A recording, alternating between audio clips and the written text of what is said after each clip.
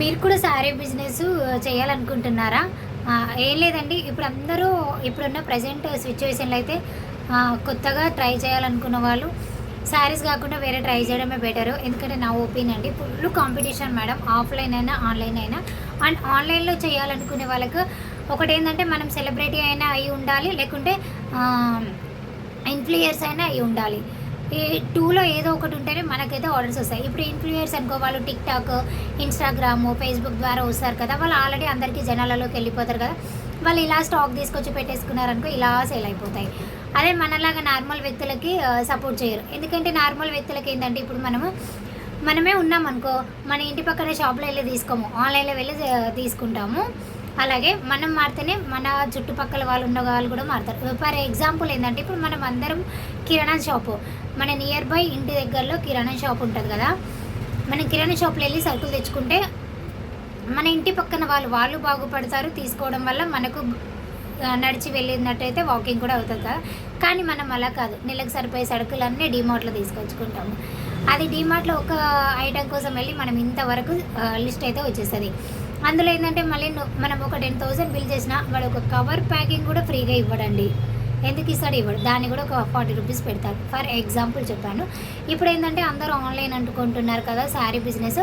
But offline ఉన్నా కానీ online మాత్రం కంపల్సరీ చెయ్యాలండి. ఎందుకంటే మనం ఆన్‌లైన్‌లో జనాలకి ఆన్‌లైన్‌లో వెళ్తానే జనాలకి మనము ప్రతీది బిజినెస్‌లో ప్రతి మన ఎక్స్‌పీరియన్స్ అనేది షేర్ చేస్తూ ముందుకైతే వెళుతూ ఉండాలండి.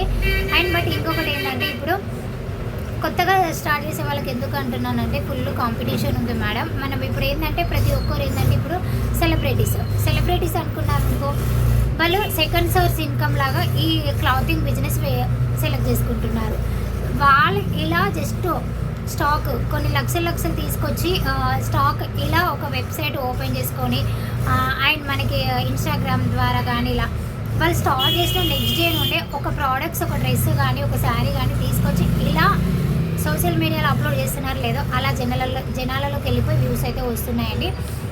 అండ్ వాళ్ళని ఏంటంటే మనము వాళ్ళని ఇప్పుడు సెలబ్రిటీస్ అనుకో మనము వాళ్ళను ఒక ఫాలోవర్స్ అయినా ఉండొచ్చు మనము. అండ్ ఇప్పుడు టీవీ సీరియల్ యాక్టర్స్ ఇలా ఎవరు చూసినా క్లాతింగ్ బిజినెస్ చేస్తున్నారు కదా! వాళ్ళ ఫాలోవర్స్ కావడం వల్ల వాళ్ళపైన నమ్మకం అయితే వాళ్ళు ఎప్పుడో 1 మంత్కి ఇవ్వని మనం డెలివరీ అండ్ 2 మంత్స్ కానీ వాళ్ళపైన నమ్మకంతో బుక్ చేసుకుంటాం. కానీ నార్మల్ వ్యక్తులకు మనం అస్సలు సపోర్ట్ చేయము. ఎందుకంటే అందరూ అంతే ఈ రోజులలో అయితే అలా ట్రై చేస్తున్నారు. అలా కాదు మేడం. మన ఇంటి పక్కన ఇప్పుడు మళ్ళీ వాళ్ళు ఇంకొకటి ఏంటంటే ఎగ్జిబిషన్ పెడుతున్నారు. ఇప్పుడు పెట్టిరంట మేడం అది మినిమమ్ ఎగ్జిబిషన్స్కి మనకి వాళ్ళకు హాల్కి 30,000 అలా ఉంటుంది. ఒక శారీ ఇప్పుడు మన దగ్గర 950 శారీ ఉంటే మీకు 1,800 అలా పడుతుందండి. వాళ్ళు సేల్ చేసేది ఎగ్జాక్ట్ రేట్ అంతే ఉంటుందండి. నేను కూడా ఒక ఎగ్జిబిషన్కి వెళ్ళి చిన్న స్టాల్ మాట్లాడేద్దామని వెళ్ళానండి. రీసెంట్లీ 1 మంత్ కింద నేను మా ఫ్రెండ్ వెళ్ళాము. అందరు ఎగ్జిబిషన్ పెడుతున్నారు కదా ఒకసారి ట్రై చేద్దామంటే దానికి 16,000 చెప్పారు మేడం. 16,000 చెప్తే సరే చూద్దాంలే అని చెప్పేసి వెళ్ళాను లోపలికి. అన్ని స్టాళ్ళు మనకి 1 gram gold and saris dresses ఉన్నాయి. నేను సేల్ చేసే శారీ వర్క్ శారీ 950 మన దగ్గర ఉంది. అక్కడ ఎంత ఉంది? 1,800 1,850 అక్కడ ఉంది. అంటే వాళ్ళు ఏంది ఇప్పుడు వాళ్ళు 1-2 డేస్కి ఎగ్జిబిషన్స్కి పెట్టిన ఆ 16,000 అందులో కవర్ కావాల్సిందే కదా!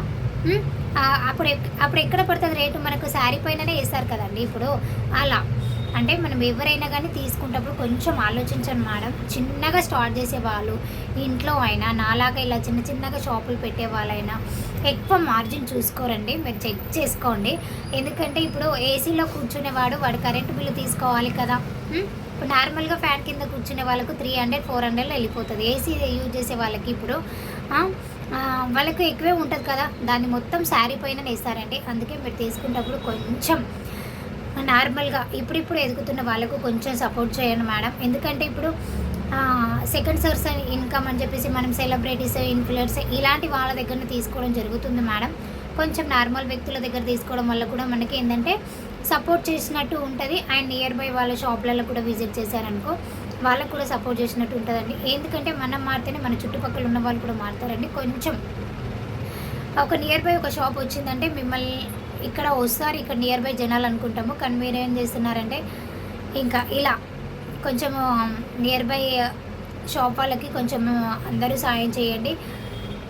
అండ్ ఇంకొకటి ఏంటంటే కొత్తగా పెట్టే వాళ్ళైతే పెట్టకండి మేడం. ఎందుకంటే మీరు ఒకవేళ పెట్టాలనుకున్నా కూడా అది మీ ఇష్టం అండి. ఎందుకంటే మీరు కొత్తగా పెట్టాలనుకుంటే ఫస్ట్ ఆఫ్ ఆల్ ఎక్కువ స్టాక్ అయితే తీసుకురాకండి మేడం. శారీ అందరూ ఆన్లైన్లో యూట్యూబ్లో ఓపెన్ చేసేసారు, అందరు శారీస్ సెల్ చేస్తున్నారు. మనం పెడితే ఎలా ఉంటుందని చెప్పేసి ప్రతి ఒక్కరు ఇదేనండి.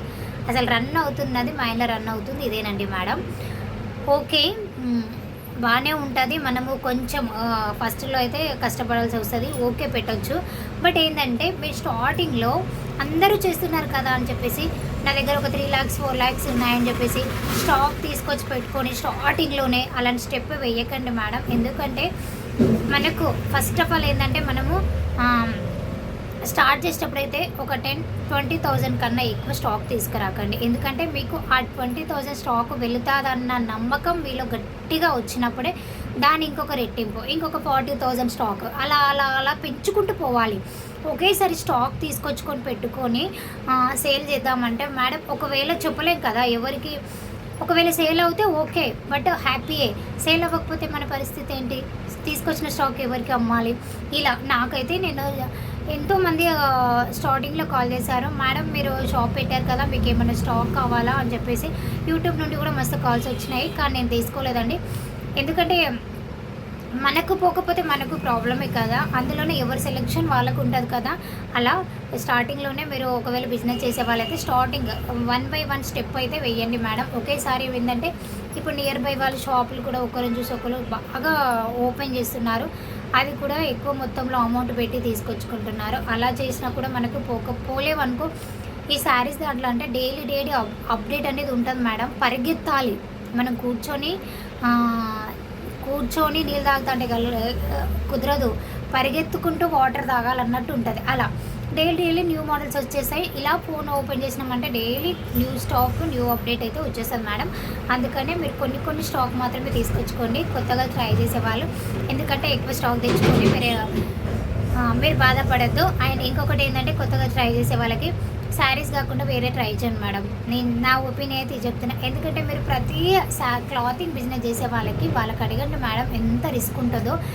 అండ్ ఫుల్ కాంపిటీషన్ మేడం ఇందులో అయితే మనకి శారీస్ దాంట్లో. చూడండి, అది మీ ఒపీనియన్ అండి, నా ఒపీనియన్ అయితే చెప్తున్నాను.